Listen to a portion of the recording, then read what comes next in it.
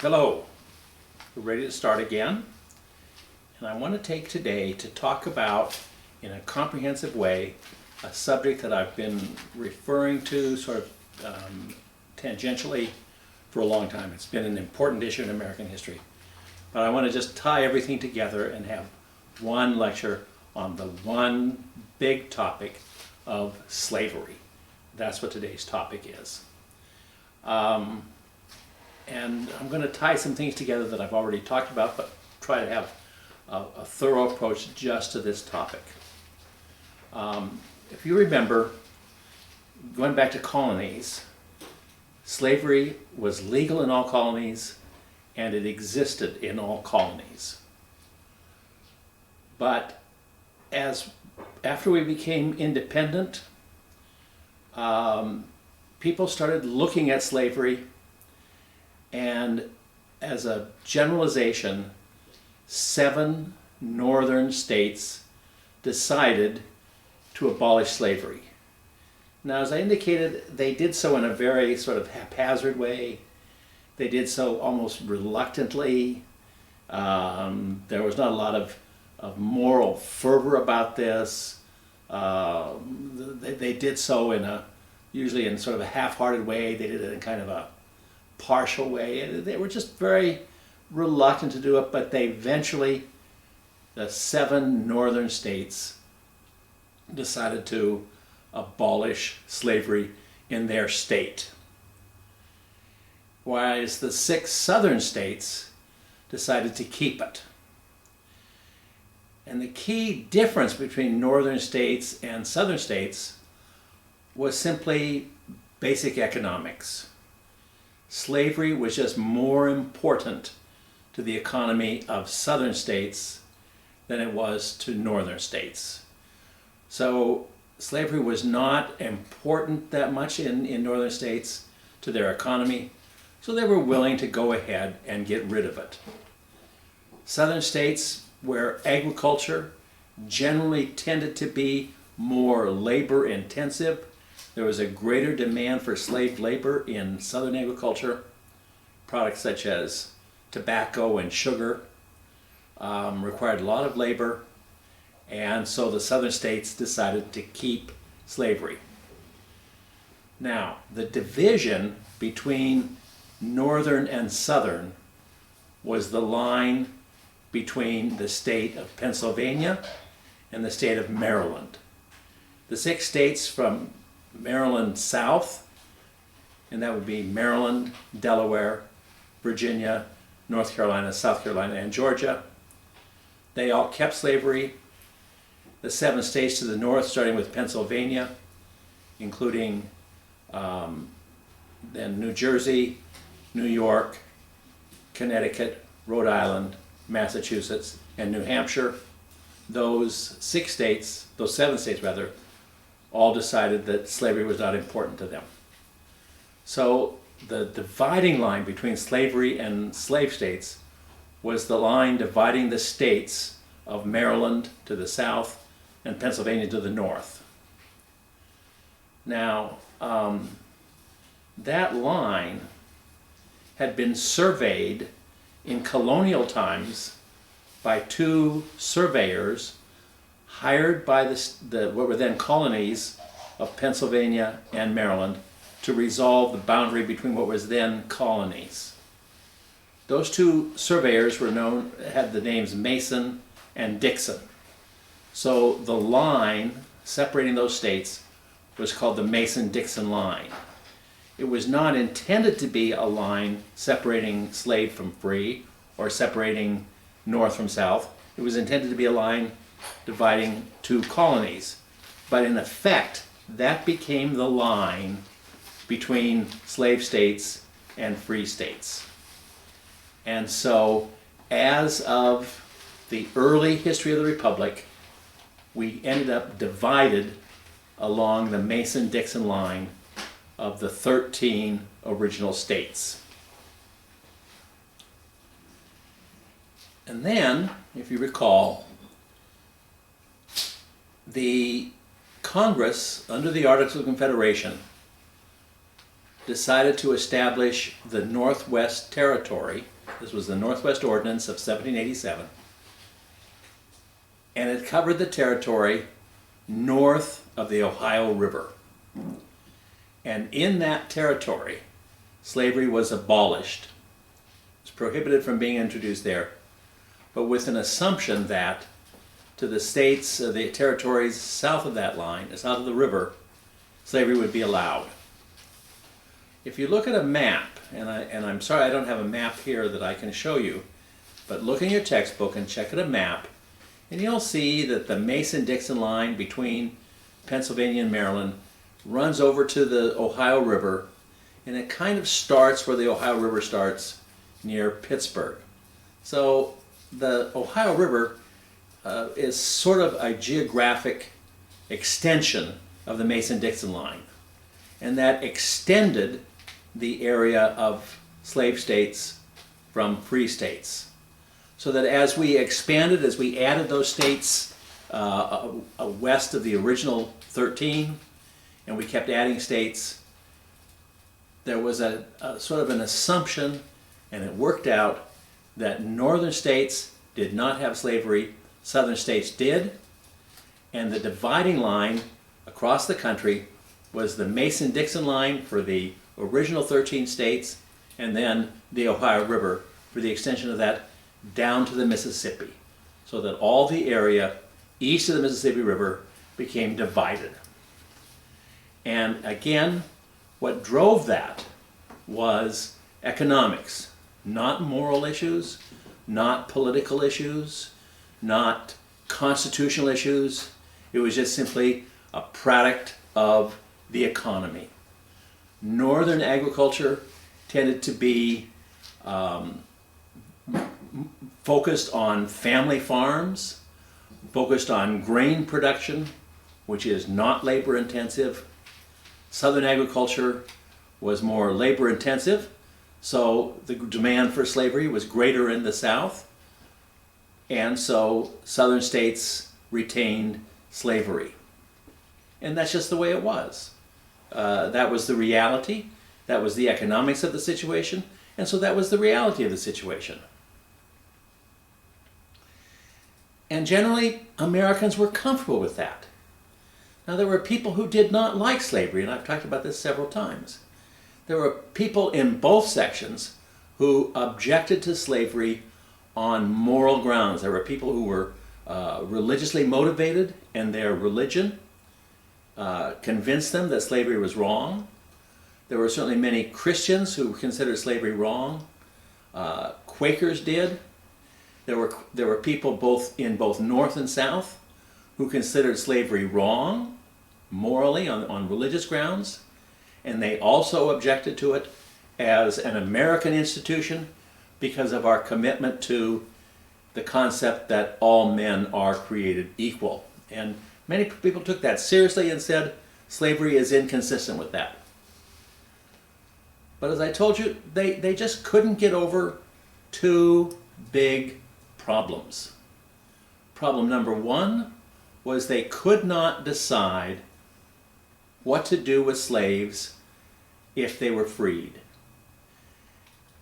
And I've told you several times that their basic racism prevented them from seeing what is probably an obvious solution. You free the slaves and they become just normal people. They just live in the community like everybody else. And they work like everybody else. They go to school like everybody else. They get married like everybody else to whoever they want to marry. I mean, those all seem to be sort of obvious solutions, but Americans simply could not accept that because of their innate racism. So there were proposals to deal with that. There were proposals to relocate slaves to various places. The most popular place to relocate them was back to Africa. As I told you, in the 1820s, some anti-slavery people in the United States established what is still to this day a nation in Africa, the nation of Liberia, and they relocated slaves there as part of their effort to free the slaves and then the solution was to take them back to Africa. That, however, proved prohibitively expensive. You know, there were hundreds of slaves repatriated and relocated to Africa, but the cost just prevented this from being a very large-scale operation. So it just really didn't make a dent in the problem, and they just could not figure out what to do with the ex-slaves if they abolished slavery. The other obstacle was that slaves were still considered by everybody, even the people who didn't like slavery, but they accepted the idea that slaves were property. And as such, the owners had the natural right to own slaves. Slaves were their property, and you could not deprive them of that property. Now, there again is a solution to that, and that is to simply compensate the owners for their slaves, and that was an idea that many people who didn't like slavery adopted. They said, well, let's just have compensated emancipation.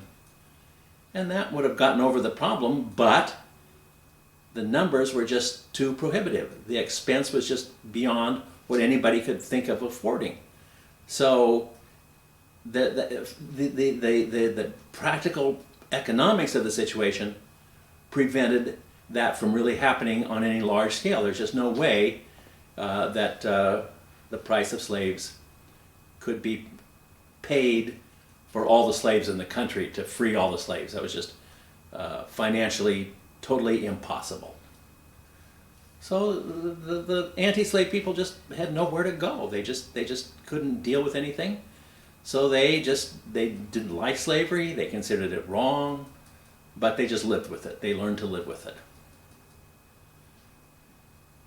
And as time went on into the 19th century, the problem just could get worse because of cotton.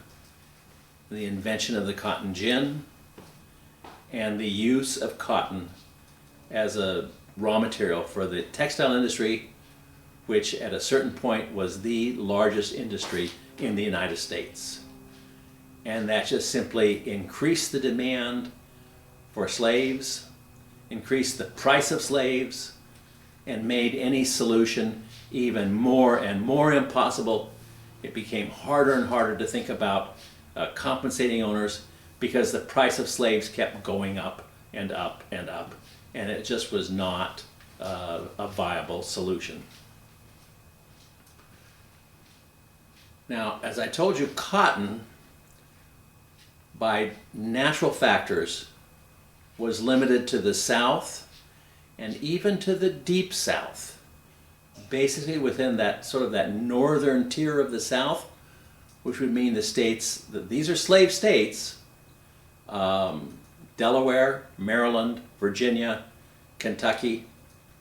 Those states are slave states. They are below the line, but they are not cotton states. Cotton can only grow in the Deep South. So I might start speaking about the Upper South, those what, 5 states?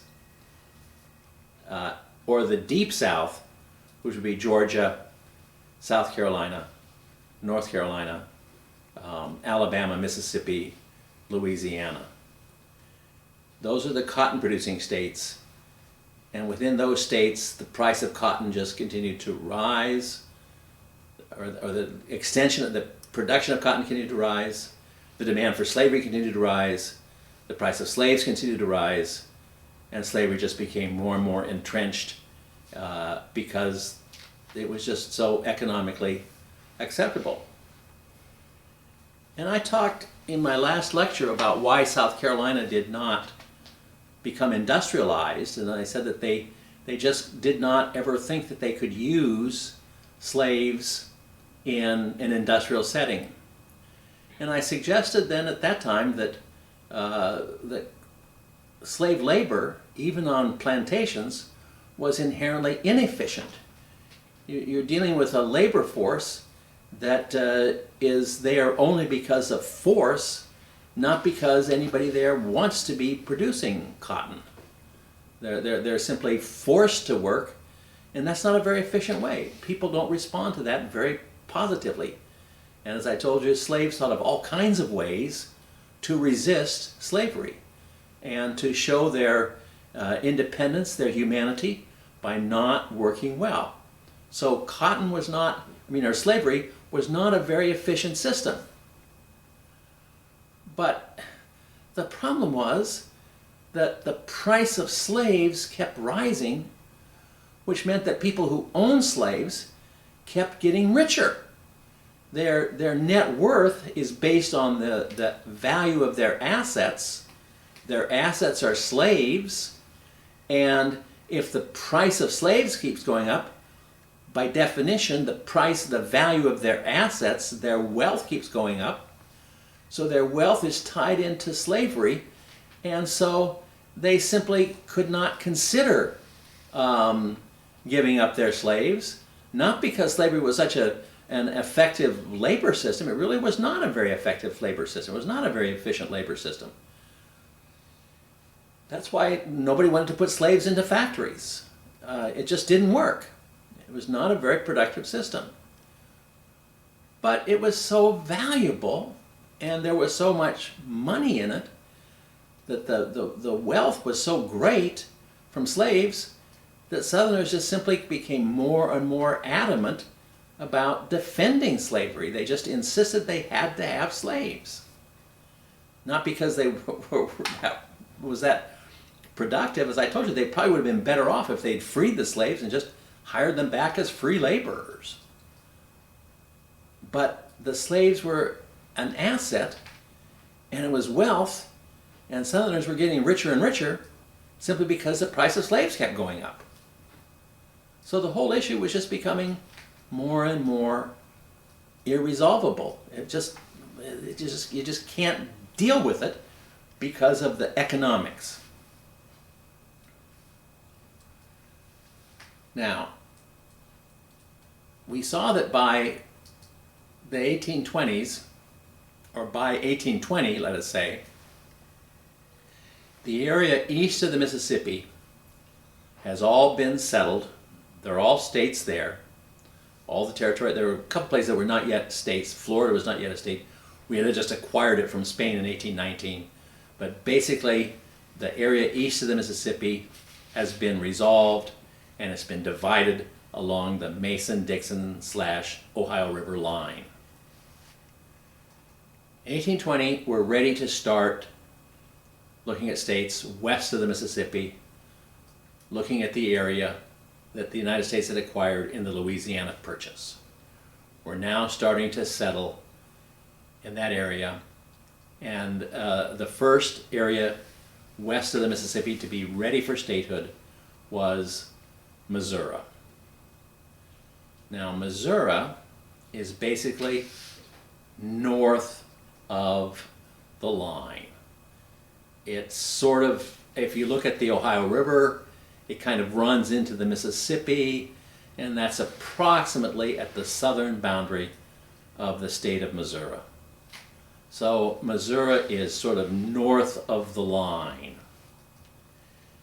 It's also mostly out of the range of cotton production. Most of Missouri has too short a growing season to make cotton a practical crop. So cotton cannot, for all intents and purposes, grow in Missouri. But there's a little southeast corner of the state. There's a little territory down there, and if you look at a map, you'll see there's a little chunk of territory down there in southeast Missouri that's called the Boot Heel. That some people look at it and say, well, Missouri looks like if it were a boot, then that little southeast corner would be the heel. And that's an area which is within the range of cotton production. It's probably the northern extension of possible cotton area, but it is possible. It's just in that very, very southern tip of Missouri where it is possible to grow cotton. And so people were living there, they were growing cotton, and they owned slaves. So when Missouri petitioned for statehood, their constitution, their proposed state constitution, included legalized slavery. The slave area of the state was a small part of the state. And the people who lived there constituted a small part of the population of the state. But economically and politically, they were a powerful enough group within state politics to set up a proposed state constitution that included slavery. So we've sort of worked out, for the area east of the Mississippi, we've worked out this sort of understanding that we're going to have slave states and non-slave states, and people accept that. People are comfortable with that because they can't think of anything else. But this disrupts it. The idea that Missouri, which basically geographically is a northern state, it's sort of north of the Ohio River. If you extend the Ohio River across, it's to the north of that. And it's also, except for that little tiny corner, it's also a non-cotton state. And slavery has become so closely tied with cotton, so you're not, except for that little part, you're not going to have cotton in Missouri. And so that means you're not going to have slavery in Missouri. So Northerners were just irate about the proposal of Missouri. There was just extremely vociferous and angry opposition in Congress to admitting Missouri with its constitution legalizing slavery. That would upset sort of the balance between the states. And I should also add here that as the country had expanded, we were adding states, and we kept adding states in the north and the south in equal numbers. So the country was divided into an equal number of slave and free states. There were a lot more people in the south, so the House of Representatives was much dominated by the northern states. But in the Senate, where each state has the same vote, there are equal numbers of states, so the Senate was equally balanced between north and south. And I say people were comfortable with that. But Missouri would change that. Missouri would then give the South one additional state, and it's basically a northern state. So there's opposition to having Missouri become a slave state, not because people are opposed to slavery, not because Northerners thought slavery was wrong or something like that any more than Southerners did. In both sections, the people who were considered slavery wrong were a relatively small number, but because admitting Missouri as a slave state would upset the balance in the Senate between free and slave states. And more than that, it would mean that even though most of Missouri is going to be non-cotton producing, it would be a slave state, and people could come in to Missouri, bring slaves, and use them for non-cotton purposes. Most of Missouri is not going to be cotton, but the whole state would be slave if the Constitution, the state constitution as proposed, was approved. So Northerners objected to that because they feared that slavery could be used in Missouri for production other than cotton. Most of Missouri is not going to be cotton producing. But the fear of Northerners was that if Missouri were allowed to have slavery, that the slaves would be used for purposes other than cotton. Nobody knows if that would be possible.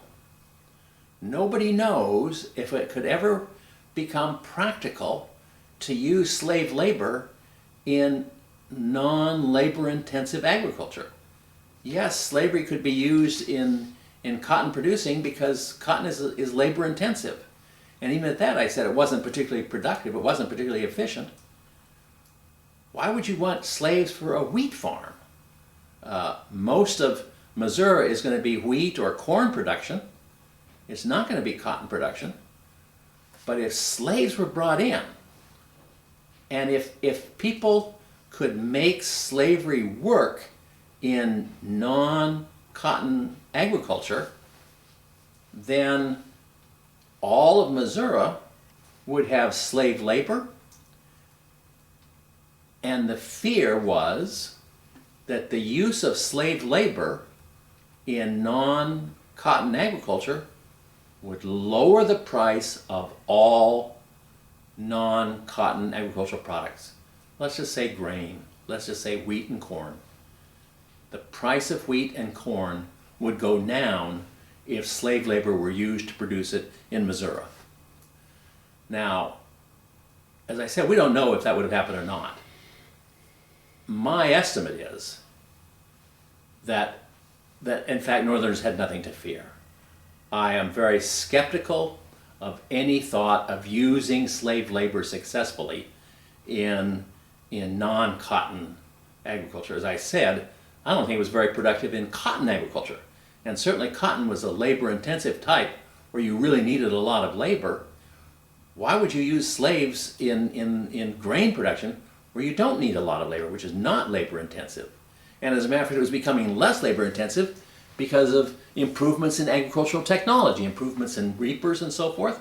The northern agriculture was becoming less and less dependent on labor. It was becoming more mechanized, and so I can't see that slavery could possibly have been used successfully in northern agriculture in Missouri, non-cotton farming. I just don't see it. But nobody knows. And people did not know then. And Northerners were afraid that the North could somehow, or that the South could somehow, make cotton or make slavery successful in grain farming. And they feared that that would lower the price of wheat and corn and undercut their income. They feared that if slavery could be used for the production of grain, that they would lose their land, lose their farms, and that they would be replaced by slave labor. And they even feared that some of those slaves might not be of African origin. They feared that some of the slaves might be them, that they would end up as slaves on the farm that they had previously owned, but that they couldn't keep farming because they couldn't compete against slave labor. So they'd end up being slaves themselves. So there's tremendous opposition to the idea of letting Missouri become a slave state. And I want to stress, this is not because people thought slavery was wrong. This is not because they considered this a violation of basic human rights. They opposed it because it would hurt their income. It's all economics. It's just money. They were afraid that their prices would go down, they would become poverty-stricken, they'd lose their land, and that their land would be taken over by slave owners, and even the possibility that they would become the slaves who ran out of Africans. So the opposition to this was intense, and this became a serious political issue. And I want to stress it was motivated, it was driven purely by economics. And similarly, it was the Southerners were driven by their feeling that in order to keep slavery viable, you had to keep increasing the price of slaves. That's what was driving slavery. It wasn't that slavery was a good system. It wasn't that it was productive. It was that it was their wealth but their wealth was key to the price of slaves, and the price of slaves is going up because the demand for slaves is going up. And the demand for slaves had been driven by the increased production of cotton. But we're running out of areas in which cotton can be produced. That area, although there was still a lot of land left as of 1820, there was a lot of land open in the deep south that could still be used for cotton, and there could be more cotton produced and there could be more slaves. But Southerners could look ahead to the day that all of the cotton eligible area, and it's very limited. Cotton requires a long growing season, requires a lot of water, a lot of rain. So there's a very small part of the country where cotton can physically be grown. And when that's all filled up, what's going to happen to the price of slaves? If the demand for cotton, if cotton production doesn't keep increasing, then the use of slave labor will not keep increasing. The demand for slaves won't keep increasing, and the price of slaves won't keep going up. In fact, it may start going down, and then their wealth would go down. So Southerners felt they had to be able to use slavery for purposes other than cotton, because the demand for cotton is going to be fixed.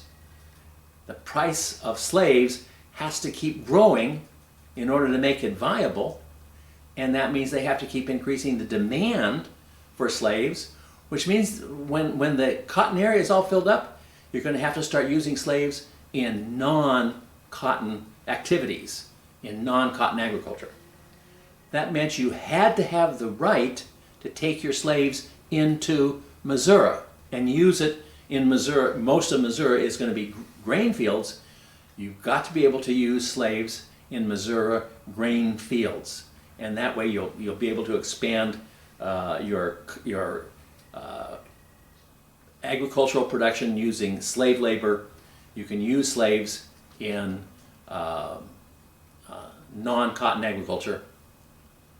And as I said, I think they're wrong. My judgment as an historian is that this whole issue is kind of irrelevant, because I don't think you could use slavery in anything other than cotton. And as I said, I don't think it was even productive in cotton production. And the idea of using slaves in grain production, I think, is absolutely ridiculous. I don't think it's likely.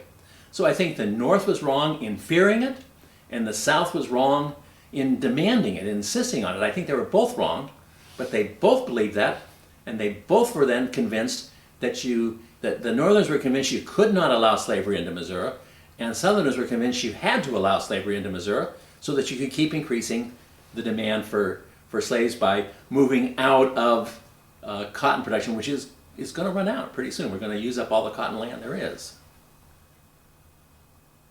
So although I think in many ways the debate over slavery in Missouri is totally irrelevant and frivolous, it was very real, and it was very serious, and it was a real obstacle, and it caused a political hardship. As has happened many times in American history, when confronted with this dilemma, people moved to arrange a compromise. And as I told you, Henry Clay, who was sort of a driving force between the compromise of the tariff of 1833, had already established himself as a compromiser in 1820 by proposing a compromise solution to the Missouri dilemma. This was embodied in the Missouri Compromise, which was passed by Congress in 1820.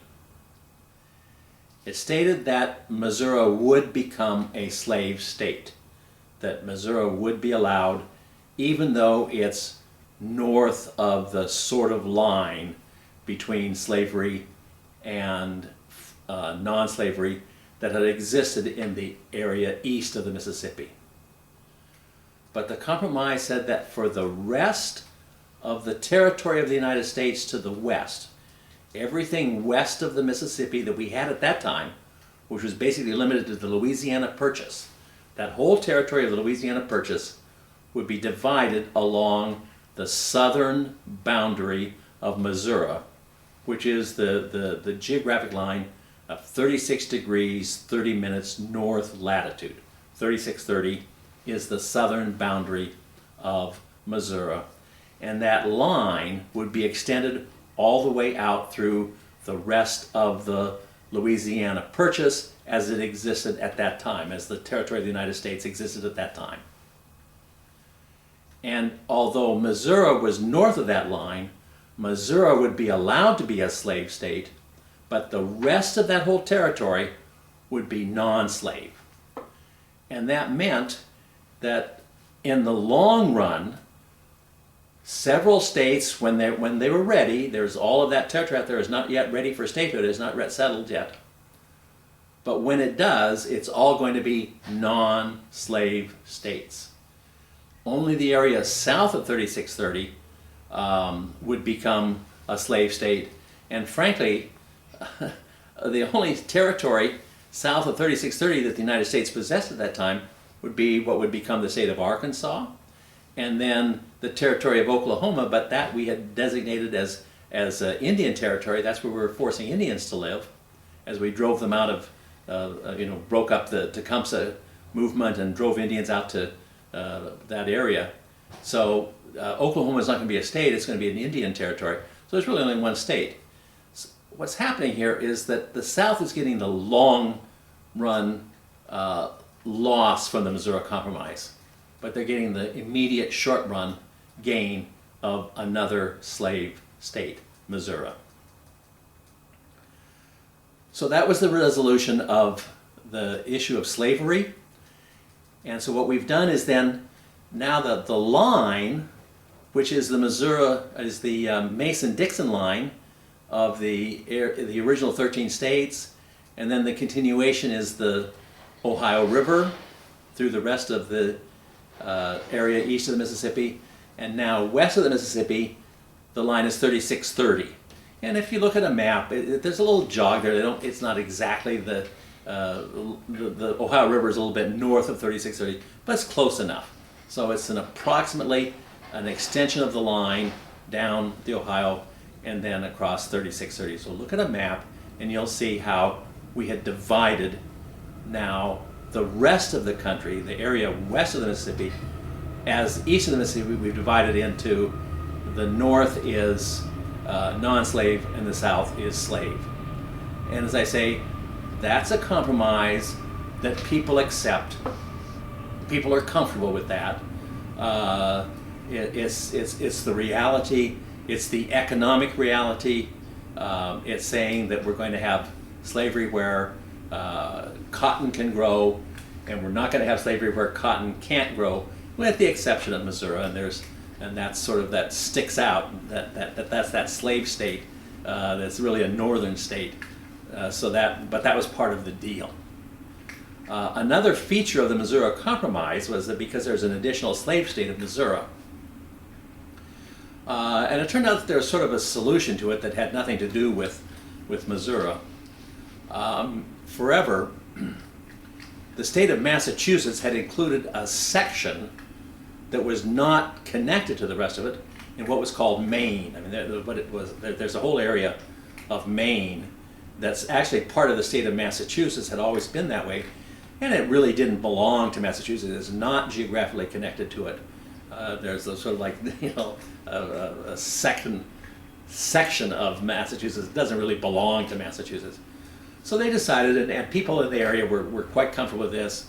Massachusetts didn't want to have that area up there. It doesn't really fit in with Massachusetts. And the people who lived there in Maine were ready to have a state. So Maine became a state too at the same time. It's just sort of convenient that the issue of having a separate state there for Maine happened to come along at the same time. But it enabled us to keep the number of slave and free states equal, and that solved that part of the issue of Missouri becoming a state, one of the reasons why there was an objection. We worked that out. We'll have Maine be a free state, and then we will keep the balance between north and south, between slave and non-slave states. So the Missouri Compromise now has settled the question. And as I say, Most Americans are very comfortable with this. Even people who don't like slavery are willing to live with this because they can't think of anything else. They can't figure out what to do about slaves, what to do with the slaves if we freed them anyway, and it costs too much money to compensate them, compensate the owners. You've got to compensate the owners because it's property. You can't take away their property under the Constitution. Life, liberty, and property. You got to keep the property. So we just keep this, and we'll just have slaves in the North where it doesn't, or we'll have slaves in the South where we can use them for cotton. And Northerners, in fact, are quite comfortable with letting slaves grow cotton because it provides cheap labor for raw material that's one of the major raw materials of Northern industry. So what's wrong with slavery? It gives us cheap cotton that we need for our textile mills. So everybody's sort of settled with this, and the issue is resolved. The Missouri Compromise dealt with the big question had been, what about the area to the west of the Mississippi? Well, we've settled it. We've divided it. We're going to just, that's an easy solution. Just draw a line down the middle of the territory. It's not really in the middle. It's actually much more of the territory to the north. But that's a problem, but we'll deal with it later. It's not a problem right now because there aren't very many people living west of the Mississippi. There's not many other areas that are ready for statehood anyway, so it's sort of a non-issue to worry about. So we're settled. It's okay. We've got it done. The Missouri Compromise has restored the peace, and it's settled the issue of slavery. The answer is, are we going to have slavery in this country? And the answer is, we're going to have half slave and half free. Actually, there's a lot more people in the North, and eventually there's more territory, but it's close enough. We'll live with it. We're going to be half slave, half free. And then in 1831, there were two events that really aggravated this whole sort of peaceful acceptance and comfortable compromise and a livable solution. One event I already mentioned. That was the rebellion in Virginia in August of 1831, led by Nat Turner. And I mentioned briefly the Nat Turner Revolt as an example of an extreme protest against slavery. Most slaves, you didn't have any choice as a slave except to engage in the putting on old massa routines. But Nat Turner took a more serious approach and terrified the South. Problem with Nat Turner was that Nat Turner was a house slave. In the South, not all slaves were the same. Not all slaves worked in the fields. Most did. Most slaves were what we call fields hands. They were engaged in agricultural production, and they just went out and worked in the fields. But Nat Turner was one of the slaves who was brought into the house to work as sort of a house servant. He's a servant, but it's like he takes care of the family. He's a butler. Like many house slaves, he knew how to read and write. Now, it was illegal in the South to teach a slave how to read. It was against the law.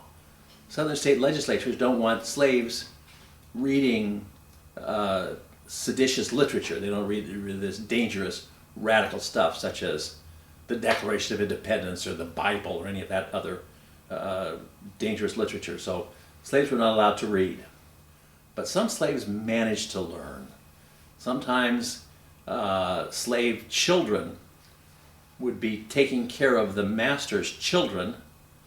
The master's wife would be teaching the children how to read and write, homeschool. And then she'd include the slaves because the slave children would be caring for their white masters. But, they were all kids living in the house, and so the master's wife would just teach the kids, white and black, how to read and write. So there'd be ways that slaves could read, and Nat Turner was one of those slaves who knew how to read. And he'd read the Bible.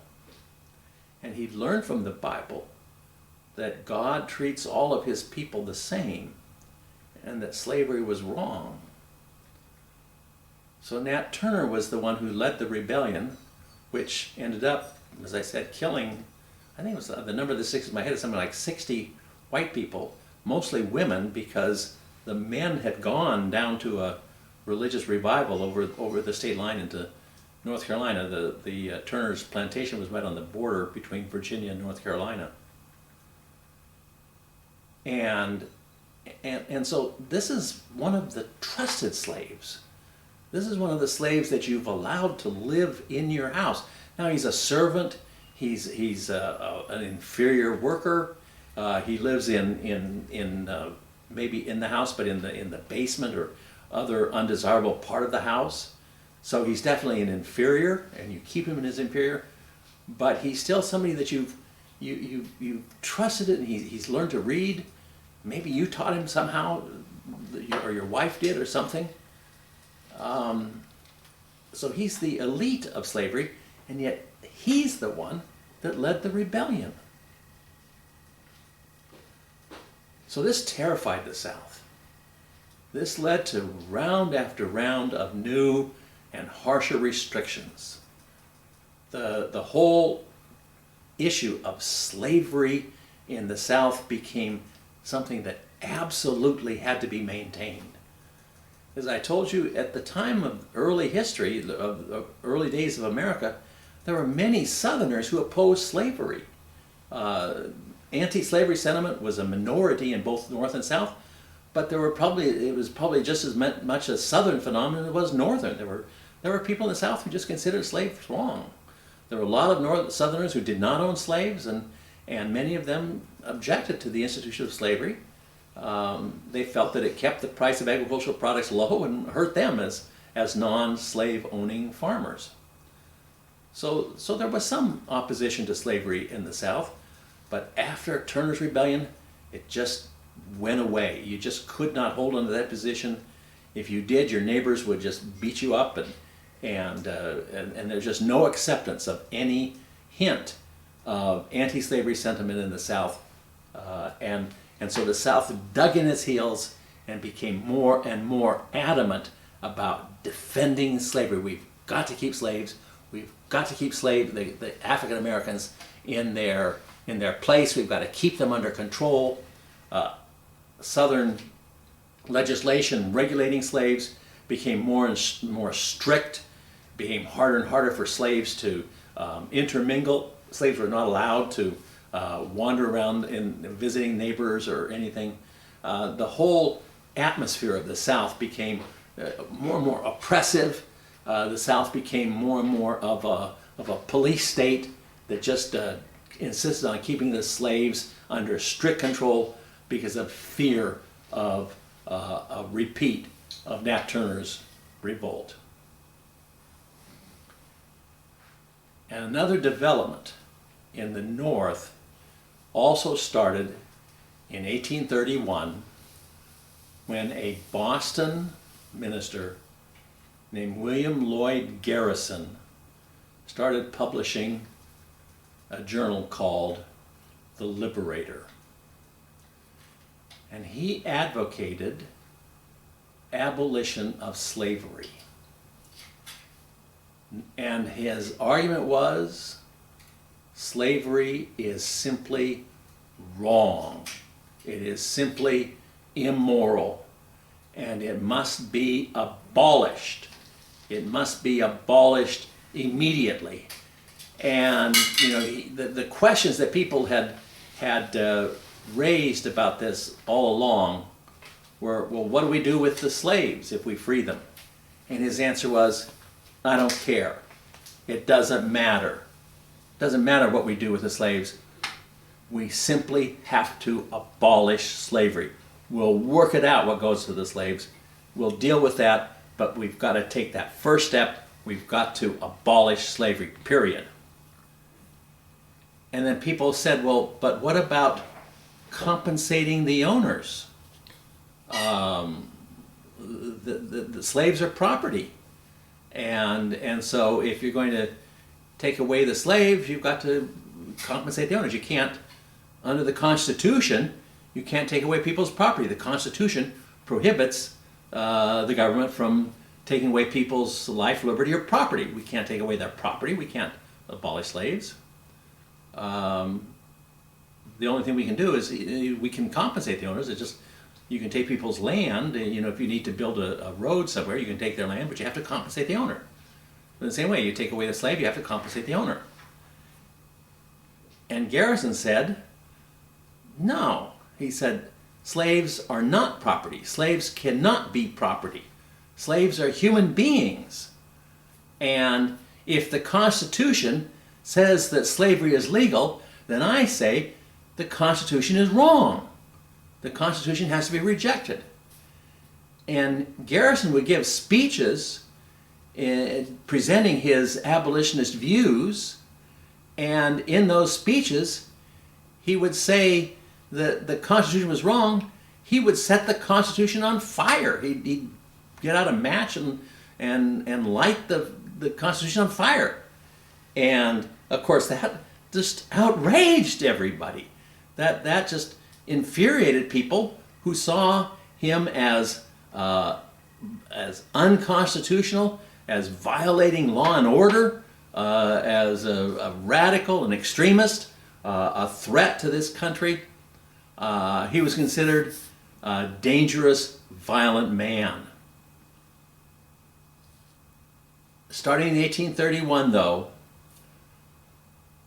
the abolitionist campaign slowly but surely gained momentum, gained strength. Now, it was always strenuously opposed by mainstream Northerners. As I said, Northerners really did not consider slavery wrong. They just thought it was as long as you're going to keep slavery in the South, and as long as it's not going to be a threat to our agricultural interests, as long as we're not going to use slaves in non-cotton agriculture, we're only going to have slavery in the South. It's all going to be for cotton. It's not going to be a competition with us. It's not going to threaten us economically. We're perfectly comfortable with slavery as long as it's not economically competitive. So Northerners hated abolitionists. Abolitionists were, they would agitate. They would pass, or try to pass laws prohibiting or limiting slavery in their states. Those would get shot down. Abolitionists published newspapers. Some of the newspapers were destroyed. A mob of Northerners would come in and destroy abolitionist newspapers, and sometimes attack and beat the publishers. Famous incident in Illinois where an abolitionist editor named Owen Lovejoy was actually killed by a mob. In Philadelphia, the abolitionists would try to hold meetings, and they needed to find some building where they could hold their meeting. And there are a number of buildings in Philadelphia that are for rent. You know, there's auditoriums that are owned by private parties, and they rent them out for groups for meetings and so forth. And the abolitionists would try to rent some of those buildings, and the owners wouldn't rent them. They wouldn't lease them even though it was turning down a customer. They wouldn't lease their building for the abolitionists to have a meeting. So the abolitionists built their own building. They raised money and they constructed a building in Philadelphia. They had one meeting there, and the next day a mob came in and destroyed the building. They burned it down.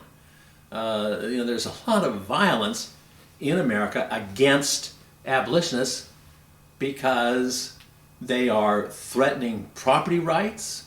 They're talking about getting rid of the property of the slave owners, And people said if they take away the property of Southerners, they might take away my property. So they're considered a threat to property. And people just are afraid of the idea of having to live with African Americans. If slaves are freed and they're just there, so the abolitionists encountered extreme hostility, extreme opposition.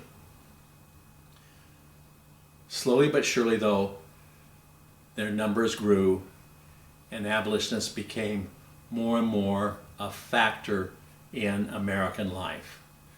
Now we can go ahead all the way to 1860. I mean, this is going to, for 30 years, abolitionism is slowly but surely gaining strength. Even in some states managing to pass some laws to prevent state and local law enforcement from helping in the return of slaves to their owners. But even as late as 1860, and we're not going to get that far in this class, but to look ahead to 1860, even then, abolitionists were still a minority of the American people. They never became a majority force. The North never became committed to abolitionism. Even within the North, they don't want slavery in the West because they don't want to have to compete with slave labor. They don't want slavery used for non-cotton agriculture, which would be competitive to them. So there's opposition to that, but there's no opposition to slavery itself. As long as slavery is confined to the South, most Northerners reject abolitionism and they accept slavery in the South. So that's where we were. And as I say, that's looking ahead. As of the 1830s, early 40s, most Americans are comfortable with the solution that we've divided the country along that line of the Mason-Dixon line, the Ohio River, and then 3630 for the area west of the Mississippi. Now, in my next lecture, I'm going to look, though, at other parts of the West. The West, as we have it at this time, is the Louisiana Purchase. There's other areas in the West, and we'll talk about that in the next lecture. Your question for today is,